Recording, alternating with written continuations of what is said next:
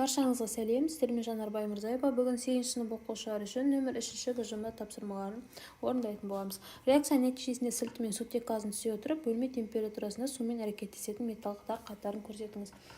Бірінші тобының металдары бізде бөлме температурасында сумен әрекеттесіп, жаңағы сутек газын және сілтіні бөледі. Бұл жерде бізде натрий, рубидий, цезий деген үшінші нұсқа дұрыс болады. С нұсқасы дұрыс. Келесі белсенділігі орташа металдар сумен тек қыздырғанда әрекеттеседі. Мырышты мысалға алып, су буымен реакция теңдеуін жазыңыз. Мырыш, су буын жазамыз. Тең цинко плюс H2. Келесі археологиялық қазбалар кезінде табылған артефакттар мыс, күміс, темірден жасалған бұйымдар берген. Мыстан және күмістен жасалған артефакттардың осы күнге дейін сақталу себебін түсіндіріңіз. Мыс пен күміс белсенділігі төмен.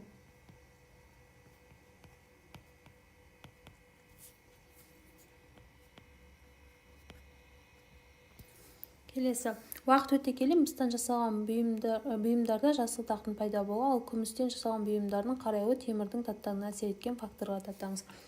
Бұл бізде ылғал. Ылғал дегеніміз су плюс ауа. Сұйытылған тұз қышқылы ерітіндісімен әрекеттесетін металдар жобы. Бекетов қатарында сутекке дейінгі металдарды қараймыз. Бізде натрий мен кальций жатады. А нұсқасы дұрыс. Тапсырмадағы таңдап алынған металдар жұбының сұйытылған күкірт қышқылы ерітіндісімен реакция теңдеуін жазыңыз. Натрий плюс H2S4 тең натрий 2S4 плюс H2. Кальций плюс H2S4 тең кальций S4 плюс H2. Берілген металдардың ішінде қайсы металл тұз ерітіндісімен металды ығыстырып шығарады.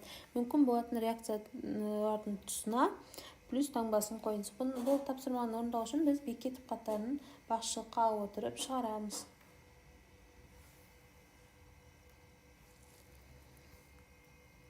Бірінші темір хлориді темірмен минус қойып қоямыз. Натрий темір хлоридінен темірді ығыстыра алады, себебі натрий темірден бұрын орналасқан. Мыс ығыстыра алмайды. Мырыш бізде темірден бұрын орналасқандықтан ығыстыра алады. Келесі натрийді ешқайсысы ығыстыра алмайды.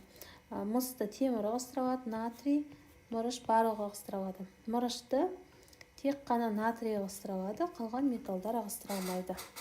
Мыс сульфаты ерітіндісінің барий, алюминий металдармен реакция теңдеуін жазыңыз.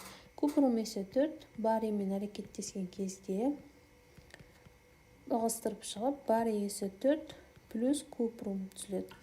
Келесі купрум S4 плюс алюминиймен әрекеттескен кезде алюминий 2, SO4 3 еселенген плюс купрум түзіледі. 3, 2, 3 қойылады. Мүмкін болатын реакция теңдеуін құрастырыңыз. Магний нитраты қорғасын. Бұл жерде бізде түзіледі.